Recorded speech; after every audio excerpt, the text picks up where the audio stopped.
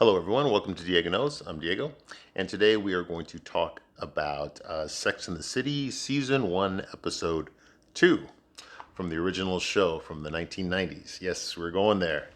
Okay, then great. So to start off with here, this episode is titled "Models and Mortals." Basically, it's an episode about men who date models, supermodels, that kind of thing. All right, and I am here to give a straight man's opinion on this.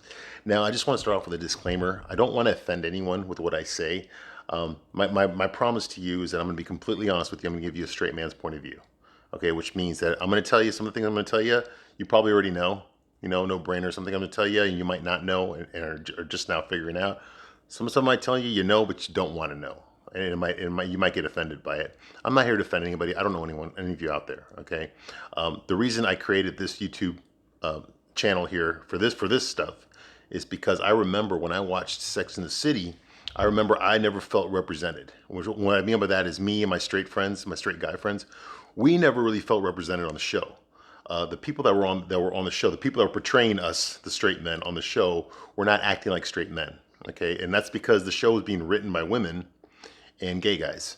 Okay, so who ends up being the butt of every joke? Okay, the straight man. All right, so but I did enjoy the show. I love the show. I thought it was great. I was addicted to it. I watched every episode. I watched all 94 episodes in both movies. And I mean, I wouldn't do this if I didn't watch the show. Okay, I've seen everything. Okay, so I'm just watching it again so I can review it again now. With some hindsight, it's been 20 something years since I watched the show, and it's fun. It's fun to kind of go back in time and see the way the world was back then. Before September 11th. I mean, yeah, it was a while back. Okay, so anyway. Okay, so to start off with, like I said, the episode's called Models and Mortals. We start off with a dinner party. You got this guy named Nick. He's on a date with Miranda, and Miranda's meeting his friends. And they're all sitting there in the table. And of course, I guess Nick starts off with like, hey, he plays this game like, hey, name an old movie star that you would fuck. Of course, everyone goes around. Of course, Nick always says Veronica Lake, which is a good choice. He says specifically when she did this movie, Sullivan's Travels. Okay, well that's an old movie. I'm a old Hollywood movie buff, so I know a lot about old Hollywood. I've read lots of books on this stuff. Right, Veronica Lake, for those of you who don't know, was the inspiration for Jessica Rabbit. Okay, she was the real life Jessica Rabbit. She had the hair with the peekaboo hair. Okay, she was the one that did that first. Okay, she popularized it, even though it was World War II and women were getting their hair stuck in machines when they were working in the factory because they were trying to imitate her look. But yes, that was the inspiration for Jessica Rabbit, was Veronica Lake. And really sad thing to know about her was she passed away in the 70s, and she died penniless and an alcoholic. And a really bad infection in the early 70s. A reporter actually found her in a working as a waitress, like in a diner, you know, and she couldn't believe this was Veronica Lake. This is what had happened to her, because she went off the map, off radar a long time ago, you know. So yeah, it was just a sad ending. But at the time, in the late 30s, early 40s, she was up there. She's a big movie star, Veronica Lake, very beautiful woman. And the movie he talks about, Sullivan's Travels, was 1941. That was when World War II started for us. Okay, the other choice in there was Sophia Loren. We all know about Sophia Loren. Okay, Montgomery Clift, and of course, I was going to say he's gay, but someone else pointed that out in the episode, like, oh, he's gay. Yeah, Montgomery Clift was gay. And let's see here, Bing Crosby, Singing in the Rain, and Sean Connery was Miranda Says. So, okay, so yeah, I get it. These are like sex symbols from back in the day. Me personally, I don't think I ever give it really too much thought. Like who would I sleep? Who would I think was just totally gorgeous back in the day? I mean, there's so many that I was attracted to, But I'm just gonna give you the easy answer. Marilyn Monroe, of course. I mean, every guy wanted Marilyn Monroe. Okay, she's sexy. Even by today's standards, she's still sexy. And it's not so much what she looks like, although that's a big part of it. Okay, it's her voice mixed with her personality. She looks at you the way she looks at a man is not the way, like, say, a feminist looks at a man. Okay, she doesn't look at girl boss type. She looks at it, man, like, like I need you, like I'm weak without you. I know women don't like to show weakness in front of men. I get it. Especially feminists, they don't ever want to do that. But the bottom thing, truth, it is a turn on for men. Okay, it is a turn on. You'll notice that the women that are very successful at seducing those high value men is because they know how to do that. They know how to act helpless. They need to be rescued. It's an act, of course, it's an act, but guys fall for it. That's what guys are they're attracted to. That they're attracted to looks, and then they're attracted to personality. You know, if you can make a man feel like only he can rescue you, you know, yeah, it's a turn on. It is totally. Not just for sex, but like for relationships too. Okay, so there's that. Okay, so apparently Miranda finds out from Nick's friends. They tell her, they spill the beans. They tell her like, hey, yeah, you know, we're tired of him always bringing these beautiful women that are always purging themselves, and they're all airheads, and they don't know what to say, and they're stupid. You know, thank God he brought you. You know, so she, of course, she feels like she's ugly now. Like, oh, so this guy dates supermodels, and I'm not a supermodel, and they're trying to okay.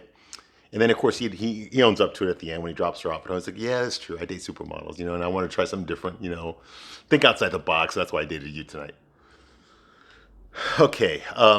Start off with, yes, there are guys like that, okay, that date high value women. All right. And every once in a while, guys like will date outside the box, you know, like I've done that before. You know, I have a certain type of woman that I'm attracted to, and every once in a while, you know, I'd be like, hey, you know what? Let me date the type of girl that I normally wouldn't date.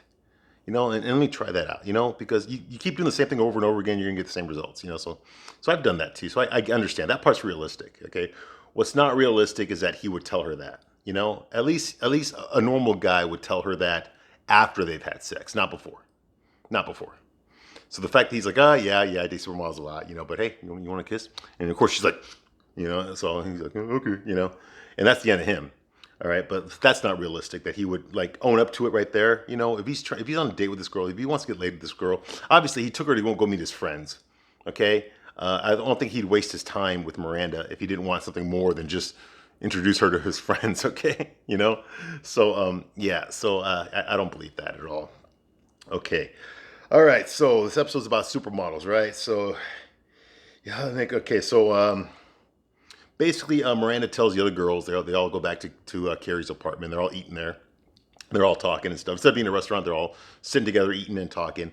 And Miranda's big deal is that all men date supermodels, which means that there leaves no men for her because you know she doesn't look like a supermodel, and therefore no guy was ever going to want her. You know, and Samantha with her, you know, self confident. Oh, you know what? I get told I look like a supermodel all the time. You know, and of course, you know, then you know Charlotte and Carrie start pointing out their own flaws. Like, oh, you know, I wish I didn't have a chin like this. Well, I'll take your chin. You wish you know, I don't want my nose. You know, that kind of shit. They're degrading themselves and stuff. You know, and Samantha's like, no, I like the way I look. You know, hey, this is why I love Samantha. Okay, she's got the confidence. She has got the confidence. She's 10 years older than the other three girls, and she has got the confidence. She's in her 40s. The other girls are in their 30s, and she's just got that confidence. Like, you know, she's like, no, there's nothing wrong with me. I know I'm the shit. She's not, but she acts like she is, and that gives you so much points. It really, really does. Okay. So anyway, so basically, Miranda is shaming men for dating attractive women. They shouldn't all be dating attractive women. They should be dating me. You see that argument? Okay. Now I understand that a lot of women go through this. Okay, they feel intimidated by beautiful women. You know, because let's face it, most people are average looking. Most people are average looking. Some are really ugly and some are super good looking, but most people fall on the average looking scale, you know? So not everybody, you know, can be, you know, a male model. Not every girl can be, you know, look like a porn star, you know? I mean, it's just not the way the world works, you know? So, you know, I think what Miranda's not failing to mention here is that, yeah, okay, so she's an average looking girl, maybe a little bit above average looking girl. She was back then, at least, you know? But if you look outside the window, you're going to see that everyone in New York is pretty much average looking. Okay. Now, they might be a higher concentration of good looking people in New York, but that's because that's like the busiest city in America. Okay. You know, that's the city that people from other countries go to when they visit America. Okay. So you're going to have a higher percentage of people, you're going to have a higher percentage of good looking people, you know? So, you know, to say that, you know, there's no one out there for you because you're not super good looking is bullshit. It really is, you know? But if you have that mentality, you're going to separate yourself from a lot of people. You know, and that's what Miranda's doing. She's saying, well, I don't look like that, so no guy's ever going to want me. So men are all fuckers because all they ever do is date supermodels. All the men are dating supermodels. Who's left for me? You know? Okay. I'm about to break that fallacy, but okay. So, all right. So basically the girls are all complaining that men only date supermodels or super good looking. Okay. In the last video I did, you remember I told you about the sexual market value? Okay, this is how many men there are. Okay, you know, most of them are average. Okay, This is how many beautiful above average women there are. These are the women that these amount of men want to get with. They compete with themselves to get this many women. Okay? However, this is how many high value men there are. And by high value men, I'm talking about the men that don't necessarily need to, to pick up girls, because the girls come to them. They attract women automatically. They don't have to do any work. I'm talking about the Harry Styles, okay, the Justin Biebers, the Brad Pitts, the Jason Momoas, the Hugh Hefners, the Elon Musks. These men, don't have to, work up confidence to ask a girl out. Okay, the women come to them. Okay, they are high status men. Okay, and there's other men out there that I didn't mention. They're not all celebrities. They're CEOs. In fact, I found out recently that the real life inspiration for Big was a guy named Ron Galati, who in the 90s, he was the publisher of Vogue magazine. So Candace Bushell, the creator of Sex and the City, the author of Sex and the City, was dating him. Okay, so that's where that was her boyfriend. Okay, and that was her inspiration for Big, was Ron Galati. Okay, so he had a high sexual market. I mean, come on, he was a publisher of Vogue magazine. You know how many agents are so desperate to get their clients into that? You know how many celebrities want to be in that magazine? With this circulation that it had back in the 90s, people were reading magazines back in the 90s. Okay, there was no social media. Okay, so yes, he was a very big man. Okay, and that's what she based Big on. Okay, so these are men with super high sexual market values. These guys don't have to work to get women. Women come to them. Okay, they don't have to work up any courage. They don't have to get fixed up on a date. They don't have to beg for sex. Okay, women beg them for sex. All right. Well, this percentage of the beautiful women are competing for this percentage of the guys. All right. This percentage of the guys are the guys that date supermodels. Okay, that small percentage of men. Those are the ones that date the supermodels. Okay. Now, if you don't believe me, look at all the celebrities. Look at all the straight male celebrities that are out there. Okay, I'm talking about Leo DiCaprio, Bradley Cooper, Johnny Depp. Okay. These guys, the ones that are single, okay, who do they date? They date supermodels. All of them do. They date supermodels. That's what they do. They do. Even guys like Donald Trump, okay, that's what they date. What do you think Melania was? That's what they do, is they date supermodels. Why do they do that? Because supermodels are competing with each other for men like them. Okay? Because they don't have to work to pick up girls. The girls have to work to pick up them. You see what I mean? They're in that tax bracket that us mortals are not in. Okay? So those are the guys, okay, that are addicted to dating supermodels, okay? Not the average guy, okay? Not the bus driver, okay? Not the clerk at the rent-a-car place, okay? Not the cashier at the grocery store, okay? Not the guy that works at the gas station, okay? Not the waiter in the restaurant, okay? Not the insurance salesman. Okay, not the guy that does your taxes at H&R Block. Okay, these people are not the ones. Okay, these are ordinary people. Okay, they're not the one. Now, I'm not saying these people cannot get models. They can, but they got to put in the work. Okay, they got to put in the work. And anyone who exclusively dates models, in absence of other types of women, okay, these are men that don't have to put in the work. Okay, the women come to them. I'm talking like photographers. I'm talking like casting agents. Theatrical agents, producers, movie directors. Okay, those guys don't have to. Okay, they don't have to ask out a girl. Okay, the women are asking them out. All right, that's the kind of guy Big is. Okay, and that's the kind of guy that dates supermodels. All right, I don't know what this guy Nick does, but obviously he's a professional guy. Okay, but those are the guys that date supermodels. Okay, and they date supermodels because they want to date supermodels. Okay, yes, part of it might be some ego, but I think most of it is just like because, well, look at the men that are dating supermodels, the professional athletes, the movie stars, the CEOs of companies. These guys date supermodels. So for a man to date a supermodel is like kind of telling him, hey, I'm in that club too. I'm one of them. I date the type of girls that like Sylvester Stallone dates. I date the type of girls that Leo DiCaprio dates. You see what I mean? That's they want to be in that club. And that's why they do it. Okay, most men do not have the capability of being in that club. They'll never be in that club, no matter how hard they work at it.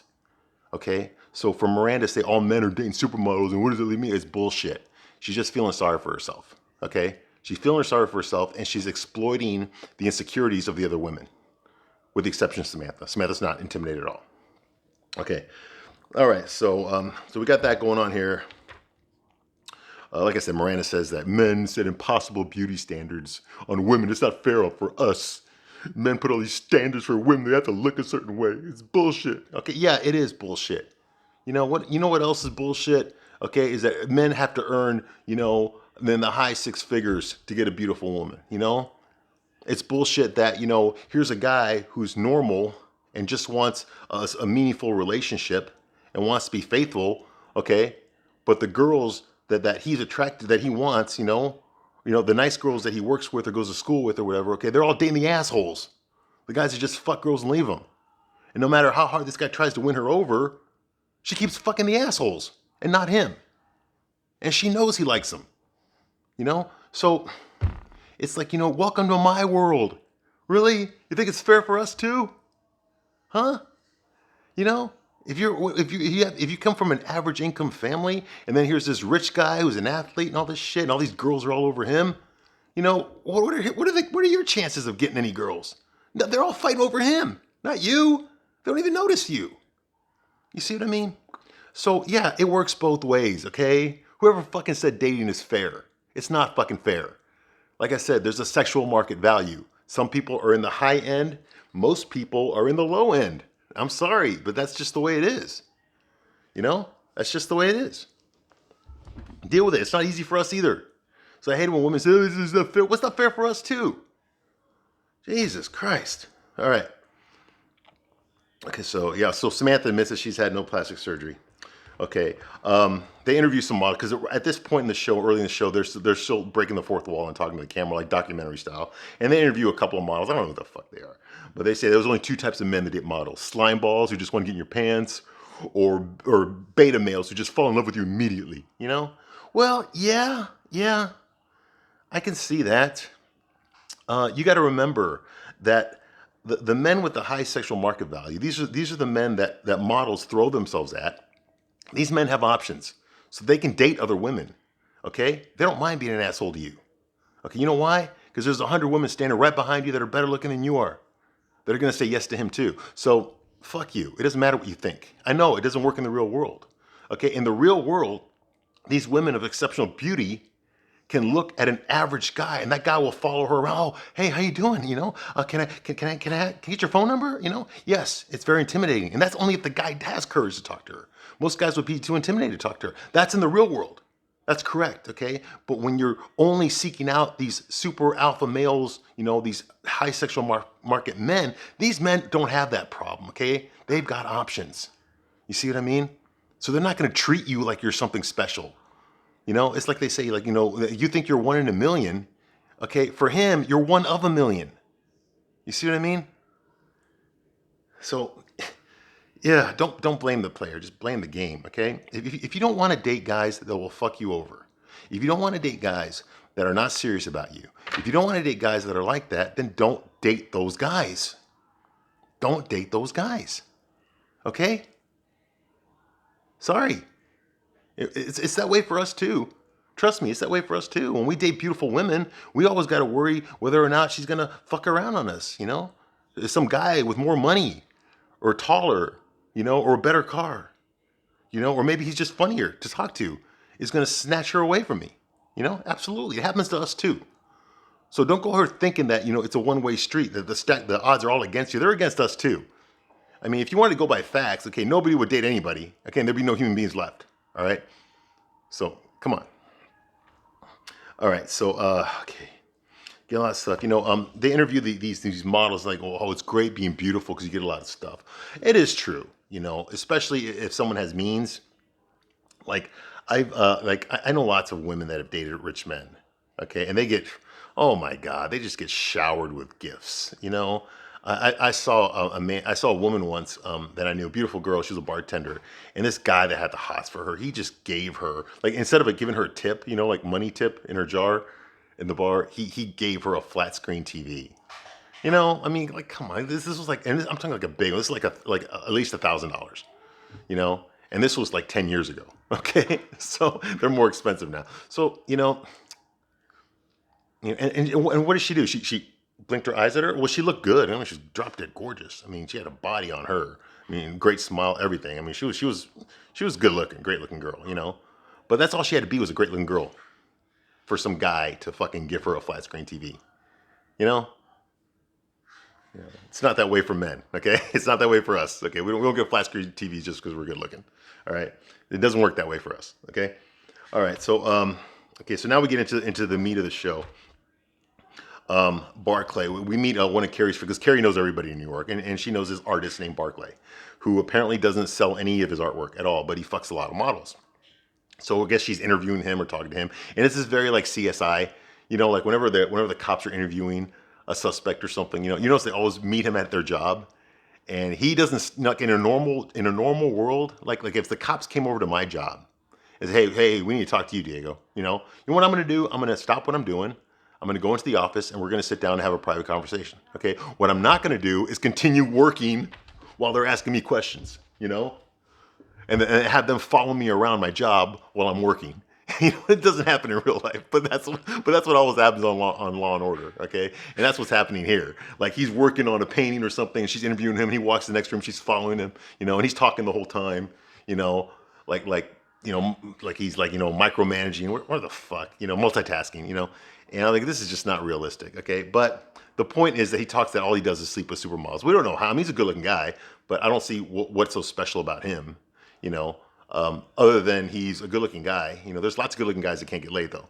So what's so special about him? He's an artist. Okay, well, there's lots of good-looking artists that can't get laid. What's so special about him? Is he a billionaire? Is he a millionaire? Well, later on he goes to a fashion show. Okay, I guess he has access to models. Okay, so that's a secret. He has access to models. Okay, how many people have access to a runway show? I don't know how much they cost or how you get in. Because I don't go to runway shows, but this guy does. I guess it's a regular thing for him to go to runway shows because he fucks a lot of models. All right. And then he tells Carrie, it's like, hey, you know what? You want to see something cool? Watch this. And he pulls out, he's got all these TVs stacked on top of each other, and they're all full of homemade porn that he made. That I guess he videotapes these supermodels when he's fucking them, without their knowledge. Okay, yeah, try to get away with that shit today in 2021. No way. Okay, but anyway, he does that. Okay, so he likes to videotape himself fucking the models. Okay, I know guys that do that.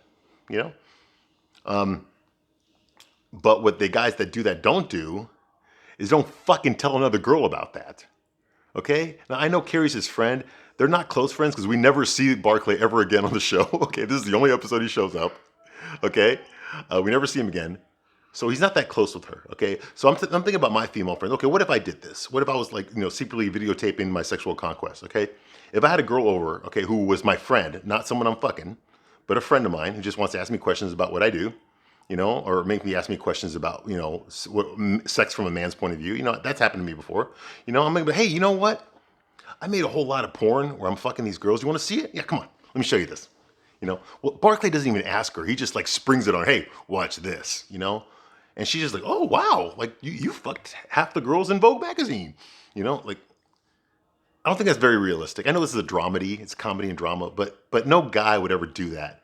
Now maybe later on, if the guy and the girl knew each other well enough, he might trust her with that. He might be like, hey, how would you like for me to tape you? So we can watch it. Now, he probably won't start off with, hey, I tape all the girls that I fuck. No, but he might be like, hey, what if we do it on videotape? That way we can watch it later. Or, see if she's okay with it. Or maybe he could manipulate her and trick her into bringing the subject up. Hey, you know what? Have you ever thought about maybe videotaping us? He's like, oh, yeah, I thought about that the other day. You want to give that a try? He can trick her into her bringing it up instead of him. You can do that too. Okay, that is realistic. All right. But if it's just a girl that I know, okay, I'm thinking to myself, okay, well, this girl probably knows a lot of models herself. She's a writer in New York. So why would I tell this girl that I'm not having sex with, that doesn't know what I'm doing? Why would I tell this girl that I secretly videotape my sexual conquests without their knowledge? Okay, isn't that going to hurt my game? Isn't that something she's going to tell the other supermodels that she ever sees me talking to or knows that I'm talking to? Isn't she going to tell them that? Yes, she is. Because that's a violation of privacy. You see? So no guy would ever do that. Once again, Sex and the City, they don't know what the fuck they're writing. They don't know how to write straight men. Okay? Like I said, this show was written by gay guys, Michael Patrick King, and a bunch of women, a bunch of white women. okay, that don't understand what real men are like, okay? The show's entertaining, it's funny, okay, but this is not what a guy is like. What I'm trying to do right now is tell you what a guy that actually does videotape women without their knowledge, how he would do it and what he would do, okay? One of the things he would not do is tell this platonic girlfriend who knows a lot of other girls that, hey, this is what I do, okay? Because I tend to think that most women would see that as a violation of their privacy, especially today in 2021. We got things like revenge porn that you can go to jail for, There's all sorts of laws about, being videotaped without consent, So yes, definitely not something I would tell a platonic girlfriend, okay? No, I would never show her those videos. I would never tell her about those videos, okay? Enough that she knows that I fuck a lot of supermodels. That's all she needs to know, okay? But I don't need to show her my fucking porn, my homemade porn, okay? I would never do that. You see what I mean? That's where I call bullshit on the show. But yes, guys do that, okay? But they don't do it like that. They don't show it to their platonic girlfriend. All right. So we find out that Skipper, of course, he's obsessed with Miranda. He's talking to Carrie. Oh, have you heard from Miranda? Did she talk about me at all? Because I've been calling her and she hasn't been returning my calls. Could you maybe talk to her and put in a good word for me? Can you call her right now so I can talk to her and maybe get her to call me back? Just beta male shit. And of course she's like, nothing happens with that. But it just pulls the point home. This is beta male behavior. Okay, this is the kind of stuff that incels do. Okay. The people with low sexual market value is like Skipper has a man with a low sexual. He has no confidence. He has no class. He has no style. He depends on girlfriends to fix him up with dates because he cannot get a date himself. And when he does get a girl to even look at his direction, he becomes obsessed with her. Now all of a sudden he's in love and he's obsessed and he can't stop talking about her and keeps trying to talk to her again and see her again. He's like, this is bullshit. Like, dude, I know he's probably in his 20s. I think his character's in his 20s. He's significantly younger than Miranda. She brings it up later on. Okay. But he's old enough to know that if a girl's not returning your fucking phone calls, okay, that means she's not interested in you. If a girl likes you, if she's interested in you, she's attracted to you, she's going to let you know that. Okay. She's not going to ghost you, as we call it today. All right. But he doesn't understand that. Okay. He's totally cannot read the room. All right. So that he's been ghosted. Okay. But so he relies on Carrie to be the bridge back to Miranda. Okay. And of course, Carrie talks to the camera again. All right, so smoke. So Carrie starts. Oh yeah, one other thing about the guy that dates the supermodels. Okay, he's an artist, so he's got paint and turpentine all over his loft. Paint, turpentine, and clothing all over his loft. I'm an artist myself. I went to art school for a while. Okay, I know what it's like to live in conditions like that. Okay, where you get covered paint and turpentine and lots of fucking flammable fluids. And what do they do while they're looking at his homemade porn? They're smoking cigarettes. That would never happen. Okay, that's like smoking cigarettes in a gas station. Okay, you're asking to get lit up. All right, so that would never. So I call bullshit on that. All right. And Carrie talks to the camera, but she's gonna quit doing that real soon. All right, so now we get to the male model named Derek. Okay, who's this guy that I guess Stanford's like obsessed with? He's a male model. He's got like an accent, but he says he's from Ohio or something. But he talks like this, like maybe French or Dutch. Anyway, so yeah, he's this good looking guy. He's in a Speedo or biker shorts, whatever the fuck he's wearing, underwear. Of course, Stanford harasses him. He's trying to touch him up and stuff, But the guy's straight, obviously. I think he's straight. I don't know. He acts like he's straight. He says he's straight. What do you call it? Stanford, his argument is like, hey, no one that good looking can be straight. Well, in the male model world, okay, you got to realize that, industries that attract attract good-looking people, okay, you're gonna have a higher percentage of people that are gay. You just do. It's like theater. I've done musical theater before. Okay, in real life, the population of gay people is I think it's like 4%, 4 or 5% of the population in America is gay. 4 or 5% of the population in America is gay. But when you go work and you do musical theater, okay, it's like 40%. Okay. It's like 40%, all right? Which doesn't matter. It's like hairstylists. Why do male hairstylists tend to be gay? Why are so many gay men going into those industries and not straight men?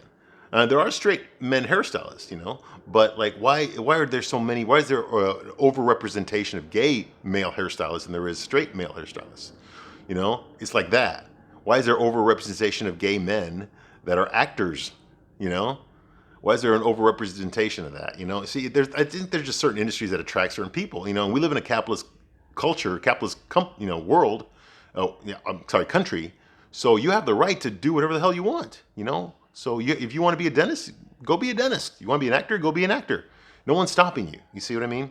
So people tend to do the jobs that they want to do. You know, it attracts a certain percentage of people. That's it. So a certain percentage of male models would probably be gay. This guy's not gay though, but I can see that probably a high percentage of male models would be gay, just because that's something that gay men are attracted to. I'm not saying that's all they're attracted to, but I'm saying all right. So there's that. And of course, Carrie meets him. Carrie likes him. Whatever. She goes to a party after the runway show. Samantha's at the runway show and Barclay's there. So she's like, hey, I want to fuck him. Anyway, so they go to the after party show and Big shows up again. He's like, hey, I read your article. It was cute. Just cute. He's like, yeah, it was cute. So he read it, but he didn't really read it. But he's surprised to see her again. And she says like, oh, I'm working on, I'm writing an article on men who are obsessed with dating models. And he's like, what'd you find out? She goes, oh, well, men that are obsessed with models, they're either, what is it here? Either they need validation, and that's why they do it, or it's a competitive sport for them. And then Big puts her in her place, and he says like, or maybe they just want to fuck beautiful women. And she's like, oh yeah, I didn't think about that. You see what I mean? Okay, so they're basically what they're trying to do this episode is trying to shame men for dating super good-looking women. Okay, let me tell you something. All right, there's nothing wrong with women wanting to date a high-value man. There's nothing wrong with that. Okay, that's kind of what keeps our species going. Okay, is the sexual competitiveness. There's nothing wrong with wanting to date a high-value man. Just like there's nothing wrong for a man to date a high-value woman. Okay, I've dated high-value women. There's nothing wrong with that. You call it like, oh, you're dating out of your league. You could look at it that way, or you could be like, you're just dating who you want to date. So I don't think you should put down men because they want to date attractive women. There's nothing wrong with dating attractive women. No man should apologize for the fact that he's attracted to attractive women. Just like women shouldn't apologize for the fact that they are attracted to, men that have characteristics that make them attractive to women, and we all know what those characteristics are. They're not necessarily their looks, or not only their looks. For men, it's most of their looks, and then it's their personality after that, their character. Character is important, But yes, we got to be attracted to you first before we know who you are. Once we find out who you are, then we go to the next step. You see, that's how men think. Okay, women, it's kind of different. It's a popularity contest. And then it goes into, okay, well, can this guy support me? Okay, well, is he good in bed? Okay, well, is this guy going to be committed to me? Okay, well, is this guy, not a criminal or a pedophile? Or, you see what I mean? So it works. And I know that's not for everybody. What I just said is not everybody. I'm just giving examples here. Okay. So, there's nothing wrong with that. Okay. I don't think it's right to shame that men, I've dated models before. So does that mean that there's something wrong with me because I dated models? Is there something wrong with me? Like, how dare I date models when there's so many average looking women out there? That's bullshit. It's a bullshit argument. And that's the argument that Miranda and Carrie are trying to wrap their minds around. Okay. Oh, by the way, Charlotte has absolutely no story arc in this. All right. So I'm not going to talk about Charlotte at all. This is it about Charlotte. Okay. So there's that. And, all right. So Samantha ends up sleeping with Barclay. Carrie tipped her off, told her that, that he likes to videotape his women, that the models that he fucks. And so, of course, Samantha sees herself as a supermodel. And so she's fucking him in his room. And then she says, hey, where's the camera at? He's like, I only turn the camera on for models. Hence telling her you're not a fucking model, okay? You're just a girl I'm fucking, all right? Truth hurts, okay? But, hey, let's face it, okay? Samantha can be shallow too, all right? So he says, okay, well, I'll make an exception in your case, okay? There you go. Make an exception in your case. In other words, I do this automatically when I'm fucking supermodels, but you are not a supermodel, so I'm not going to do it. But since you brought it up and I don't want to hurt your feelings, okay, I'll make an exception. I'll videotape us. It's like, and that was a boost for Samantha's self-esteem. Like, oh, he sees me as a supermodel. Well, no, he doesn't. No, he doesn't, Samantha. Okay, you asked him for it, and he was being nice. All right. Okay, now we cut over to Miranda. Miranda runs into Skipper at the fucking 7-Eleven or something, the convenience store. He's trying to buy some Captain Crunch. And he's like, hey, how come you didn't call me? And she's like, don't you want to date someone younger? He's like, you're luminous. And of course that word luminous, I guess, turns her on. And I get what they're trying to say here. Is he gave her a compliment, the kind of compliment that your average guy would not give her. All right. So here she is complaining that men don't see her as beautiful, you know. And this guy just told her, no, I see you as beautiful. I see you so beautiful that I'm not even going to say you're beautiful. I'm not going to say you're pretty. I'm not going to say you're cute. You're luminous, which is a word most guys wouldn't use. You know, that's a good line. It's a good line. I don't think I've ever used it before, but you know, it works because it's the kind of thing that the average person wouldn't say. There's more sincerity in that word than just everyone says, yeah, you're beautiful. You know, no one ever says, hey, you're luminous. You know, so points on him for that. And she sees her reflection in him, and she realizes that this guy, you know, maybe she doesn't see herself as a model, you know, model material, but Skipper sees her as that. He sees her as more than that. You know, in his mind, she's gorgeous. You know, so any sort of insecurities that she had about herself just went away right there. So she gets turned on, and she wants to go to bed with him. And he's like, okay, let me pay for my captain. She's like, I got cereal at home. So they go off and they have sex. Okay, good for her. You know, good for him. You know, finally. All right. Whatever. Derek's running off. We see Derek again. That's the guy that dates all the supermodels. He's basically like, I'm an addict. I can't help myself. I'm 34 and I'm going to die young because all I do is date supermodels. God, what's wrong with me? No, dude, there's nothing wrong with you. This is bullshit. Okay, this is women writing men. Okay, like, you know what, God, this sucks. That guy that I liked, he dated that better looking girl. So I'm going to write down this episode that men that do that fucking hate themselves. And they're addicted to it. And they're going to die young.